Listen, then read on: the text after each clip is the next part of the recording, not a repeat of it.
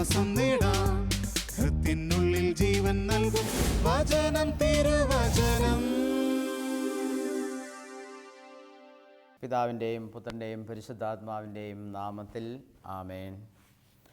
ഈശോയിൽ ഏറ്റവും സ്നേഹമുള്ളവരെ, സ്വർഗരാജ്യത്തെക്കുറിച്ച് ഈശോ ഉപമകളിലൂടെ നമ്മളെ ഒത്തിരിയേറെ കാര്യങ്ങൾ പഠിപ്പിച്ചിട്ടുണ്ട്. ഈശോയുടെ ജീവിതത്തിൻ്റെ തന്നെ ലക്ഷ്യം, ഈശോയുടെ പരസ്യജീവിതം മുഴുവനും ഈശോ കോൺസെൻട്രേറ്റ് ചെയ്ത് സ്വർഗരാജ്യത്തെക്കുറിച്ച് പഠിപ്പിക്കാനായിരുന്നു. നമ്മുടെ ലക്ഷ്യവും സ്വർഗരാജ്യമാണ്. നമ്മുടെ ഭൂമിയിലെ ജീവിതത്തിന് ശേഷം നമ്മളും കാത്തിരിക്കേണ്ടതും ഈ സ്വർഗരാജ്യത്തിന് വേണ്ടിയിട്ടാണ്. അപ്പോൾ സ്വർഗരാജ്യത്തെക്കുറിച്ചുള്ള ഒരു ചെറിയ ഉപമ നമുക്ക് ഇന്ന് വായിച്ച് ധ്യാനിക്കാം. മത്തായിയുടെ സുവിശേഷം 13-ാമത്തെ അധ്യായം 44-ാമത്തെ തിരുവചനം നമ്മോടിങ്ങനെ പറയുന്നു: സ്വർഗരാജ്യം വയലിൽ ഒളിച്ചു വച്ചിരിക്കുന്ന നിധിക്ക് തുല്യമാണ്. അത് കണ്ടെത്തുന്നവൻ അത് മറച്ചു വയ്ക്കുകയും സന്തോഷത്തോടെ പോയി തനിക്കുള്ളതെല്ലാം വിറ്റ് ആ വയൽ വാങ്ങുകയും ചെയ്യുന്നു. അപ്പോൾ സ്വർഗരാജ്യം കണ്ടെത്തുന്ന ആരും, സ്വർഗരാജ്യം എവിടെയാണ് എന്ന് കണ്ടെത്തുന്ന ആരും ഈ സ്വർഗരാജ്യം സ്വന്തമാക്കാനായിട്ട് പരിശ്രമിക്കും.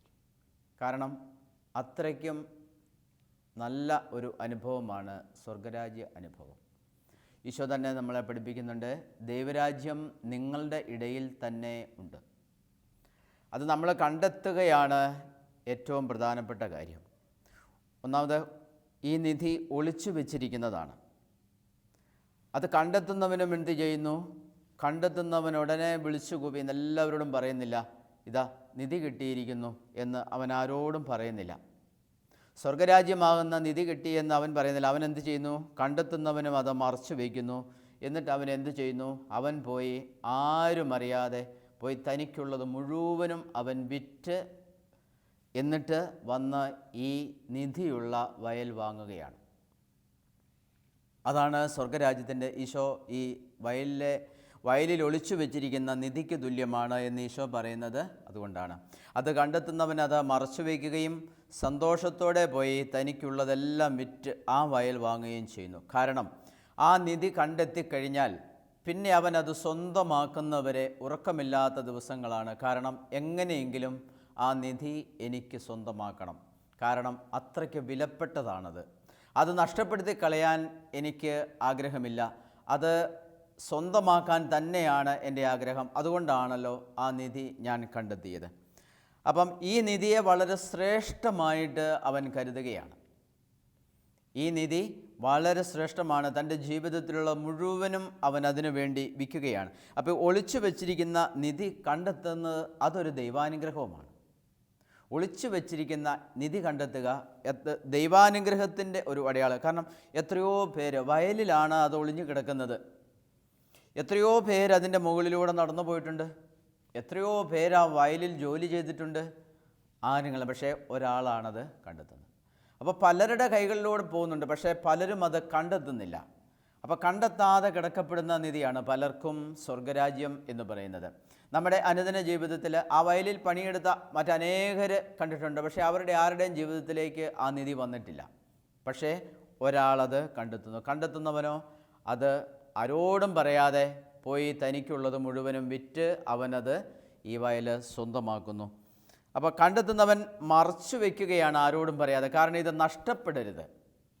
ഈ സ്വർഗരാജ്യ അനുഭവം ഇത് അവന് നഷ്ടപ്പെടാൻ അവൻ ആഗ്രഹിക്കുന്നില്ല. കാരണം അത്ര നല്ലതാണ് ഈ സ്വർഗരാജ്യ അനുഭവം.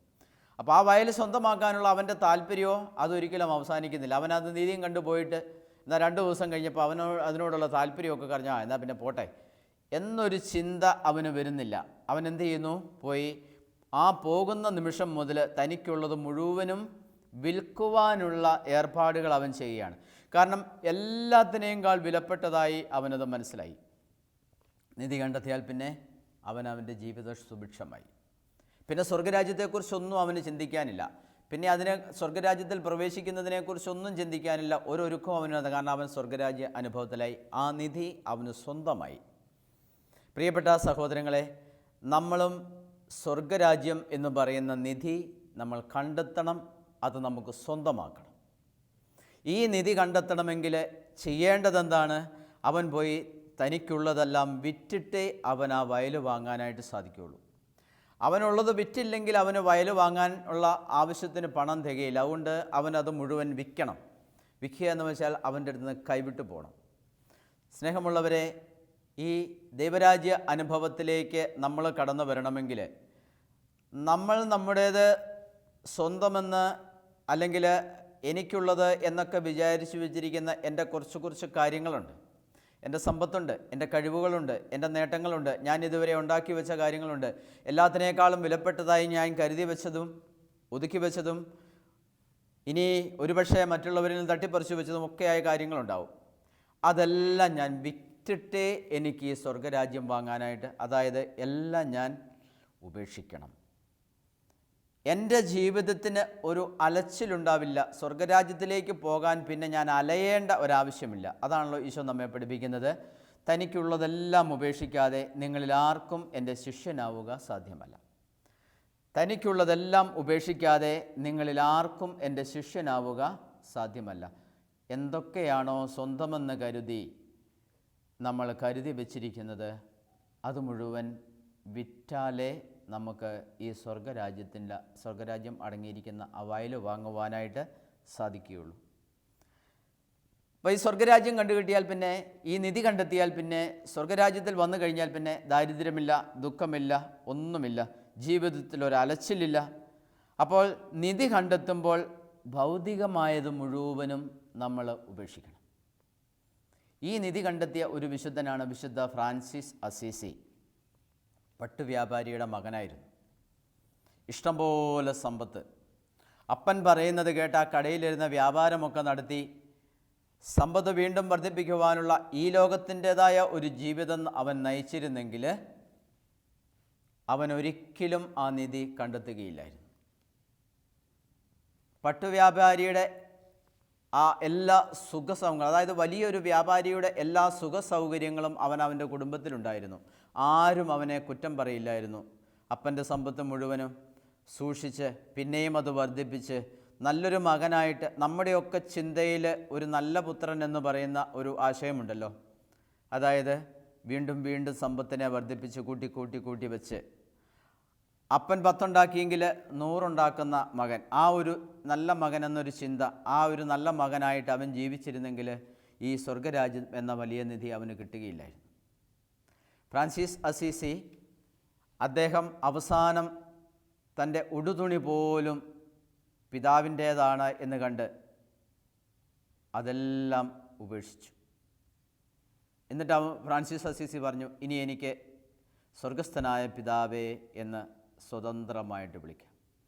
അതായത് ഈ ലോകത്തിലുള്ള മുഴുവനും, അതായത് ഈശോ പറഞ്ഞ തനിക്കുള്ളതെല്ലാം ഉപേക്ഷിക്കാതെ നിങ്ങളിൽ ആർക്കും എൻ്റെ ശിഷ്യനാവുക സാധ്യമല്ല.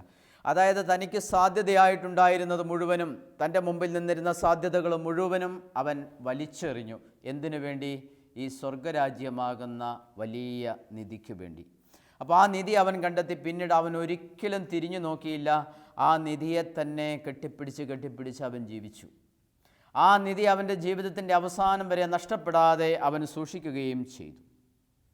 ഇതാണ് സ്വർഗരാജ്യമാകുന്ന നിധി കണ്ടെത്തുന്ന മനുഷ്യൻ്റെ പ്രത്യേകത. യോഹന്നാൻ്റെ സുവിശേഷം 4-ാമത്തെ അധ്യായം 42-ാമത്തെ തിരുവചനം ഇങ്ങനെ പറയുന്നു, അവർ ആ സ്ത്രീയോട് പറഞ്ഞു, ഇനിമേൽ ഞങ്ങൾ വിശ്വസിക്കുന്നത് നിൻ്റെ വാക്കുമൂലമല്ല, കാരണം ഞങ്ങൾ തന്നെ നേരിട്ട് ശ്രവിക്കുകയും ഇവനാണ് യഥാർത്ഥത്തിൽ ലോകരക്ഷകനെന്ന് മനസ്സിലാക്കുകയും ചെയ്തിരിക്കുന്നു.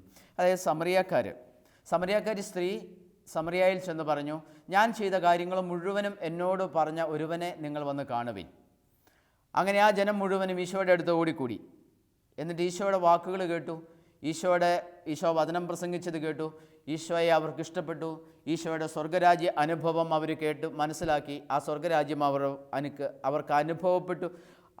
അതവർക്കിഷ്ടമായി. അപ്പോൾ അവർ ആ സ്ത്രീയോട് പറയുകയാണ്, ഇനിമേൽ ഞങ്ങൾ വിശ്വസിക്കുന്നത് നിൻ്റെ വാക്കുമൂലമല്ല, ഞങ്ങൾ ഇവൻ്റെ അടുത്ത് വന്നതും നിൻ്റെ വാക്കുമൂലമാണ്. പക്ഷേ കാരണം ഞങ്ങൾ തന്നെ നേരിട്ട് ശ്രവിക്കുകയും ഇവനാണ് യഥാർത്ഥത്തിൽ ലോകരക്ഷകനെന്ന് മനസ്സിലാക്കുകയും ചെയ്തു. ആ സമറിയക്കാർ ഈ നിധി കണ്ടെത്തി.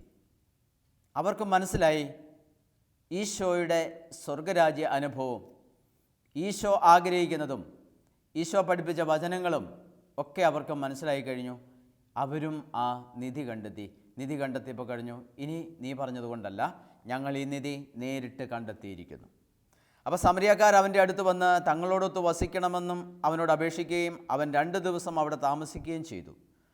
ഈശോയിലെ ദൈവികത, ഈശോയിലെ ദൈവത്വം, ഈശോ ദൈവോത്തരനാണെന്ന് ഇതൊക്കെ അവർ തിരിച്ചറിഞ്ഞു. പ്രിയപ്പെട്ട സഹോദരങ്ങളെ, സമരിയക്കാരി സ്ത്രീ കണ്ടെത്തിയതുപോലെ നമുക്കും നമ്മുടെ ജീവിതത്തിൽ സ്വർഗരാജ്യം കണ്ടെത്താനായിട്ട് കഴിയണം. അത് നമ്മുടെ ജീവിതത്തിൽ തന്നെ ഒളിഞ്ഞു കിടപ്പുണ്ട്. നമ്മുടെ ജീവിതത്തിൽ തന്നെ ഒളിഞ്ഞു കിടക്കുന്നത് നമ്മൾ എങ്ങനെയെങ്കിലുമൊക്കെ കണ്ടുപിടിക്കണം. നമ്മളത് കണ്ടുപിടിക്കണമെങ്കിൽ ദൈവത്തിൻ്റെ കൃപ ആവശ്യമാണ്. ഇല്ലെങ്കിൽ ആ വയലിൽ ഒളിഞ്ഞു കിടക്കുന്ന നദിയാണ്. ആ വയലിൻ്റെ മുകളിലൂടെ എത്രയോ പേര് നടന്നുപോയി, എത്രയോ പേര് ആ വയലിൽ പണിയെടുത്തു, അവർക്കാർക്കും കണ്ടെത്താനായിട്ട് സാധിച്ചില്ല.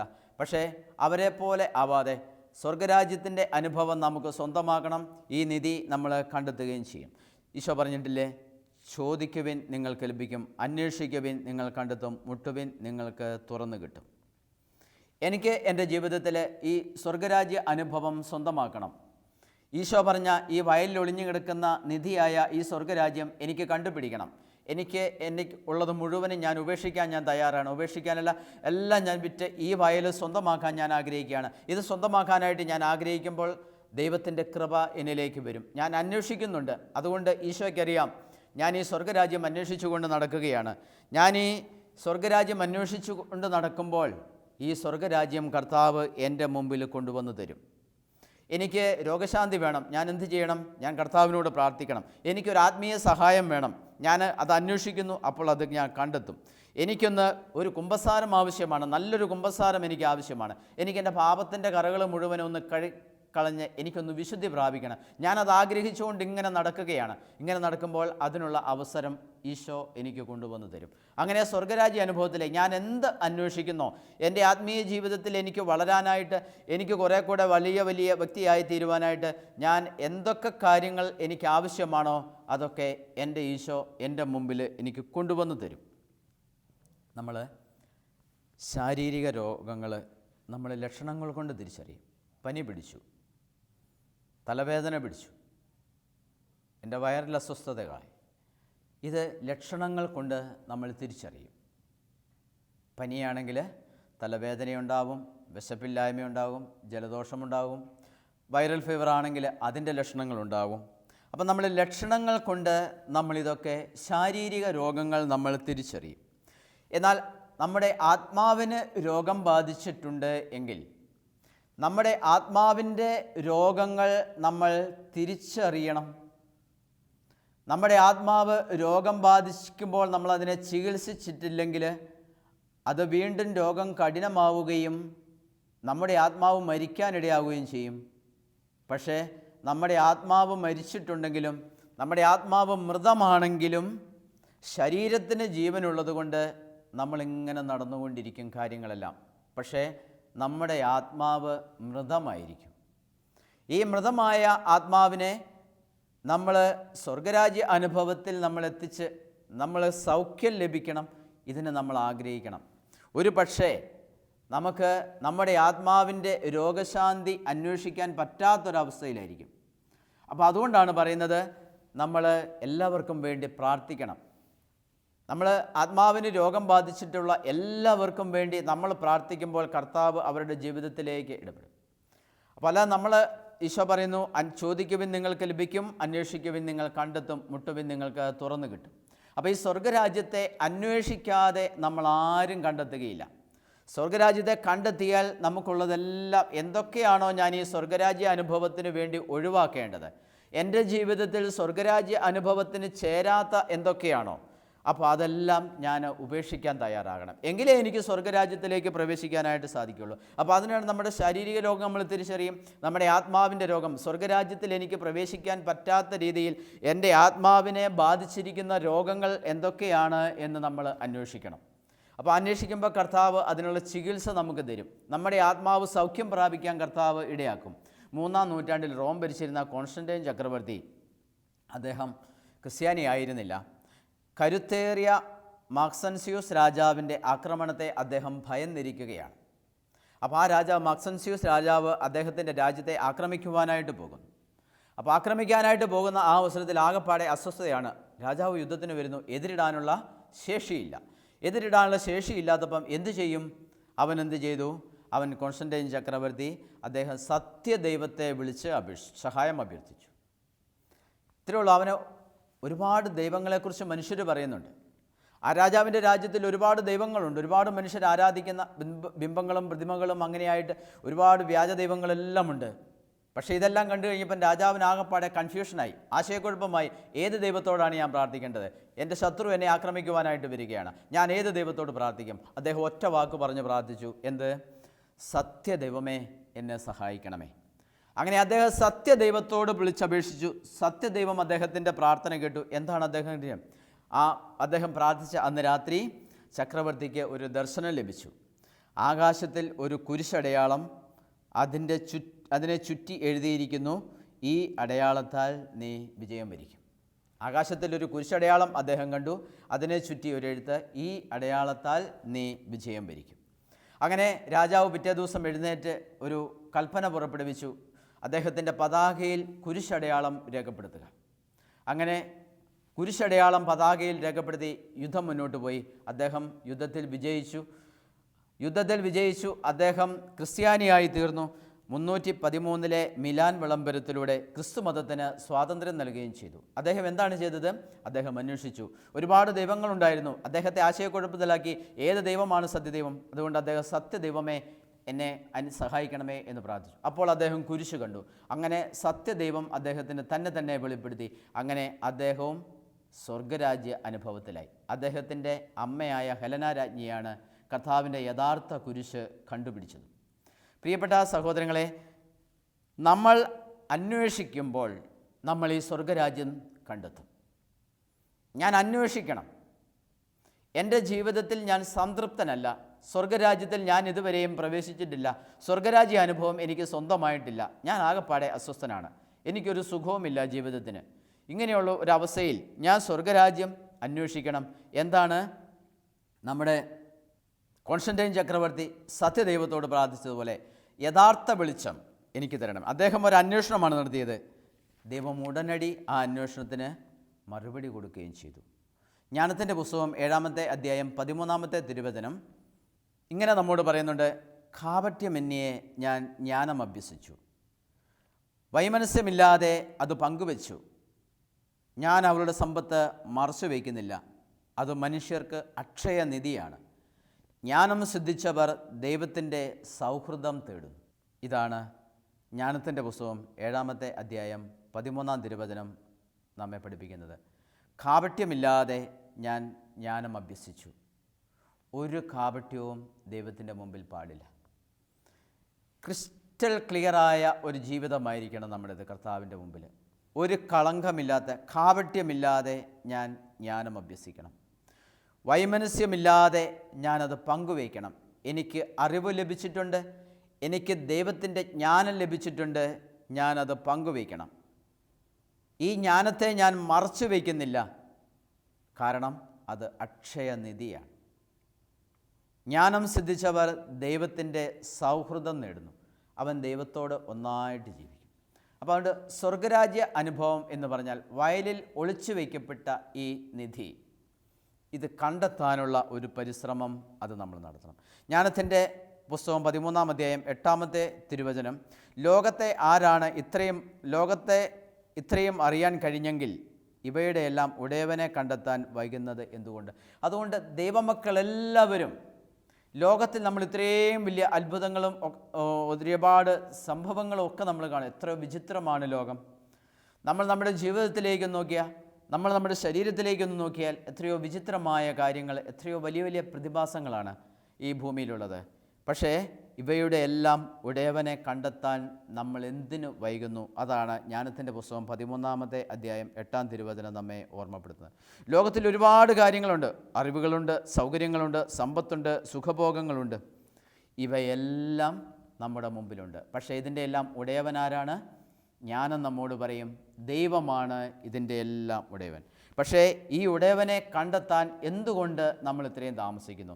എന്തുകൊണ്ട് നമ്മൾ സ്വർഗരാജ്യ അനുഭവത്തിൽ എത്താനായിട്ട് നമ്മൾ വൈകുന്നു?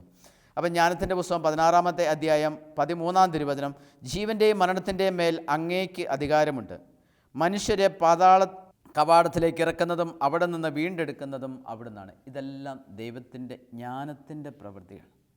ദൈവത്തിൻ്റെ ജ്ഞാനത്തിൻ്റെ പ്രവൃത്തികളാണ് ഇതെല്ലാം. അപ്പം ദൈവം നൽകുന്ന ജ്ഞാനമുണ്ടെങ്കിൽ മാത്രമാണ് നമുക്ക് ദൈവരാജ്യ അനുഭവത്തിലേക്ക് വരാനും, ഈ ദൈവരാജ്യ അനുഭവം, ഈ സ്വർഗരാജ്യം വയലിൽ ഒളിഞ്ഞു കിടക്കുന്നത്, വയൽ എന്ന് പറയുന്നത് നമ്മുടെ ജീവിതമാണ്. ഈ ജീവിതത്തിൽ, നമ്മുടെ ജീവിതത്തിൽ നിന്ന് തന്നെ സ്വർഗരാജ്യത്തെ കണ്ടെത്തുവാനായിട്ട് നമുക്ക് സാധിക്കുള്ളൂ. നമ്മുടെ ജീവിതത്തിൽ തന്നെ സ്വർഗരാജ്യ അനുഭവം ഉണ്ട്. അത് നമ്മൾ കണ്ടെത്തണം. എന്തിന്? നമ്മുടെ ജീവിതത്തിൽ നമ്മൾ ഇതുവരെയും കരുതി വെച്ചതൊക്കെ സ്വർഗരാജ്യ അനുഭവത്തിൽ നിന്ന് വിഭിന്നമായി നമ്മൾ നിൽക്കുന്ന അതെല്ലാം നമ്മൾ വിറ്റൊഴിവാക്കി നമ്മൾ ഈ സ്വർഗരാജ്യ അനുഭവം സ്വന്തമാക്കാനായിട്ട് വരണം. അപ്പോൾ എന്തൊക്കെയാണോ ഞാൻ പ്രധാനപ്പെട്ടതായി കരുതി വച്ചിരിക്കുന്നത് അതെല്ലാം ഞാൻ ഉപേക്ഷിക്കുന്ന അനുഭവത്തിൽ മാത്രമാണ് എനിക്ക് സ്വർഗരാജ്യ അനുഭവം ലഭിക്കുക. മാർക്കോസിൻ്റെ സുവിശേഷം 5-ാമത്തെ അധ്യായം 21-ാമത്തെ തിരുവചനം. സിനഗോഗ് അധികാരികളിൽ ഒരാളായ ജായിറോസിൻ്റെ വീട്ടിലേക്ക് ഈശോ പോവുകയാണ്. ജായിറോസിൻ്റെ മകളെ സുഖപ്പെടുത്താനാണ് കർത്താവിൻ്റെ യാത്ര. തിക്കും തിരക്കും ഭയങ്കരമായിട്ടുണ്ട്. നമുക്കറിയാം, കർത്താവിൻ്റെ അടുത്തുനിന്ന് നിൽക്കാൻ കർത്താവ് വലിയ അത്ഭുത പ്രവർത്തകനാണ്, രോഗശാന്തി നൽകുന്നവനാണ്, മരിച്ചവരെ ഉയർപ്പിക്കുന്നത്. അപ്പോൾ ഈ കർത്താവിനെ ഒന്ന് കാണാനായിട്ടൊക്കെ ജനം വല്ലാതെ തിക്കി കൂടുന്നുണ്ട്. ഈശോയെയും തിക്കി ഞെരുക്കുകയാണ്. അങ്ങനെ തിക്കി ഞെരുക്കുന്നതിൻ്റെ ഇടയ്ക്ക് ഒരു രക്തസ്രാവമുള്ള സ്ത്രീ, അവൾ വന്ന് ഈശോയുടെ വസ്ത്രത്തിൻ്റെ വിളുമ്പിൽ ഒന്ന് ചെറുതായിട്ട് തൊട്ടിട്ട് പോയി. എന്തിനാണ് അവൾ തൊട്ടത്? അവൾക്ക് അവളുടെ ഉള്ളിൻ്റെ ഉള്ള് അവളോട് പറയുന്നുണ്ട്, നീ അവൻ്റെ വസ്ത്രത്തിൻ്റെ വിളുമ്പിൽ തൊട്ടാൽ മതി, നിൻ്റെ രക്തസ്രാവം നിലയ്ക്കും. അവൾ കരുതി വെച്ച, വളരെ കാലമായി മനസ്സിൽ സൂക്ഷിച്ച ഒരു മോഹമായിരുന്നു, എങ്ങനെയെങ്കിലും ചെന്ന് ആ കർത്താവിൻ്റെ വസ്ത്രത്തിൻ്റെ വിളുമ്പിൽ ഒന്ന് തൊടണം. അങ്ങനെ തൊട്ടാൽ എനിക്ക് സൗഖ്യം കിട്ടും. അപ്പോൾ ഈശോ തിരിഞ്ഞു നോക്കിയാണ്, ആരാണ് എന്നെ തൊട്ടത്? കേട്ടവർക്കെല്ലാം ഭയങ്കര അതിശയം. ഈ തിക്കിൻ്റെയും തിരക്കിൻ്റെ ഇടയ്ക്ക് തൊട്ടതാരാന്ന് ചോദിക്കുന്ന ആ ചോദ്യത്തിന് വല്ല പ്രസക്തിയുണ്ട്? അപ്പോൾ പത്രോസ്ലിയ പറയുന്ന, കർത്താവ് ഇതെന്ത് ചോദ്യം വേണ്ടത്?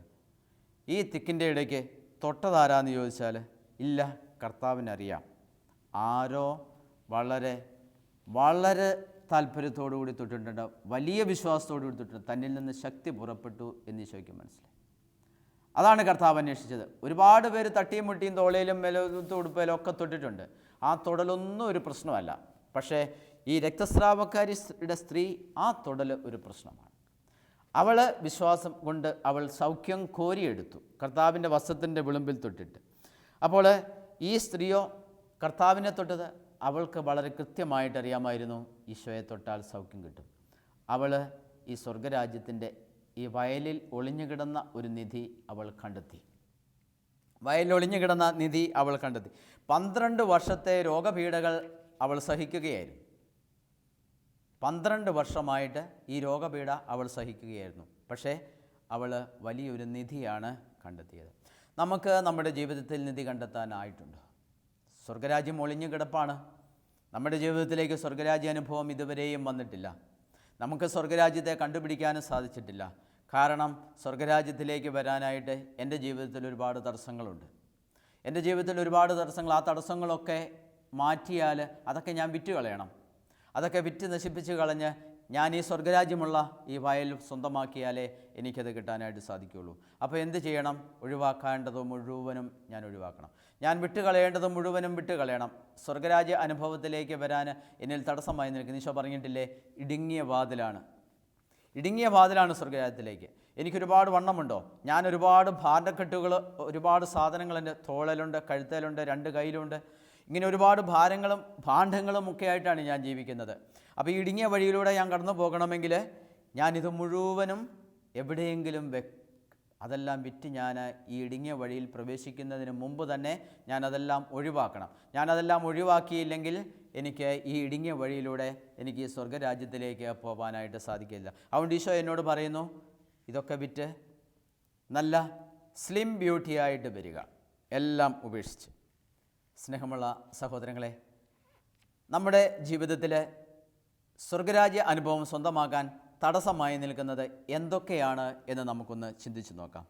അപ്പോസ്തല പ്രവൃത്തിയിൽ 7-ാമത്തെ അധ്യായം 55-ാമത്തെ തിരുവചനം. അവൻ പരിശുദ്ധാത്മാവിനാൽ നിറഞ്ഞ് സ്വർഗത്തിലേക്ക് നോക്കി ദൈവത്തിൻ്റെ മഹത്വം ദർശിച്ചു. ആര്? സ്തെഫാനോസ്.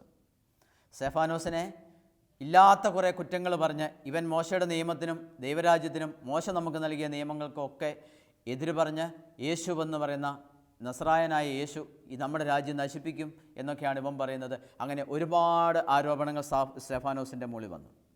അപ്പോൾ സ്തെഫാനോസ് കൃപാവരവും ശക്തിയും കൊണ്ട് നിറഞ്ഞ മനുഷ്യനായിരുന്നു. പല അത്ഭുതങ്ങളും വലിയ അടയാളങ്ങളും ജനമധ്യത്തിൽ അവൻ പ്രവർത്തിച്ചു. ഇതൊക്കെ കണ്ട് അസൂയ പൂണ്ട ജനം അവനെ കൊല്ലാനായിട്ട് തുടങ്ങുകയാണ്. ഇവനെ കൊല്ലാനായിട്ട് പിടിച്ചുകൊണ്ട് നിർത്തി.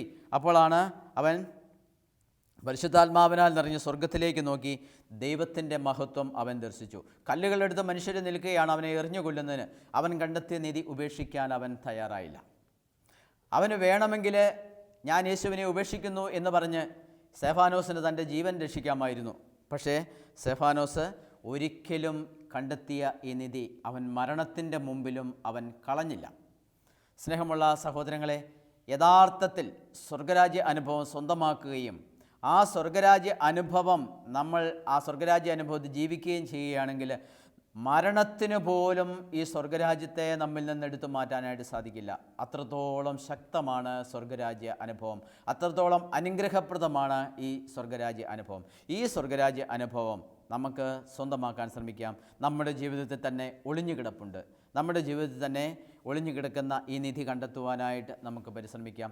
സർവേശ്വരൻ നമ്മെ അനുഗ്രഹിക്കട്ടെ. ഒരു നിമിഷം നമുക്കൊന്ന് പ്രാർത്ഥിക്കാം. സ്നേഹമുള്ള തമ്പുരാനെ, അങ്ങയുടെ പരിശുദ്ധമായ സന്നിധിയിലേക്ക് ഈ സ്വർഗരാജ്യ അനുഭവ ചിന്തകൾ ഞങ്ങൾ സമർപ്പിക്കുന്നു.